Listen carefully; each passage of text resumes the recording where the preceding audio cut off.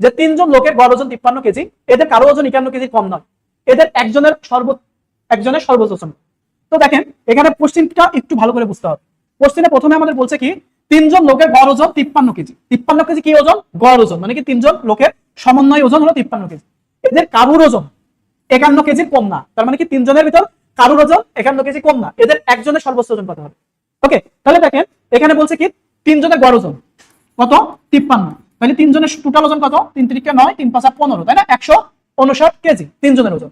এখন বলছে এদের কারুর ওজন 51 কেজি কম না, তার মানে কি আমি ধরি 3 জনের ভিতর সব থেকে দুর্বল যে বা সব থেকে ওজন কম, তারও কত? 51 কেজি ওজন। ওকে, তারও 51 কেজি ওজন। এখন তাহলে তো 51 কেজির একজন হয়ে গেল, বাদ বাকি ওজন মানে এখান থেকে যদি আমি 51 বিয়োগ দিই, বাদ বাকি কত থাকে? 108 কেজি, তাই না? এই 108 কেজির 2 জন মানুষ হবে, কিন্তু একজনের ওজন তো সর্বোচ্চ বের করতে হবে, তাই না? তাহলে আমি আবারও ভাবলাম যে সেকেন্ড ওয়ান যে আছে তার ওজনও 51 কেজি। এখন দেখেন তো 51 যোগ করলে কত হয়? 102। তাহলে আমরা যদি এখন 102 কে বিয়োগ করি, তাহলে আমরা আউটপুটে কত পাবো? 57 কেজি।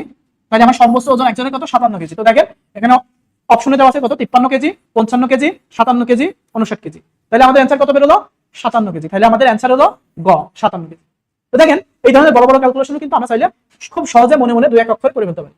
যে ভাই আমার গড় ওজন ছিল 53 কেজি, আমি টোটাল ওজন বের করলাম 159 কেজি, আমি ধরলাম যে ভাই যেহেতু 51 কেজি কম কেউ নেই, আমি দেখলাম যে কোন একজন ব্যক্তির ওজন 51 কেজি, পরের ব্যক্তির ওজন 51 কেজি। তাহলে 2 জনের ওজন যদি 102 কেজি হয়, তাহলে 102 কেজি টোটাল 3 জনের থেকে বিয়োগ করলে বাদ বাকি জনের ওজন 57 কেজি আমাদের বেরিয়ে গেল।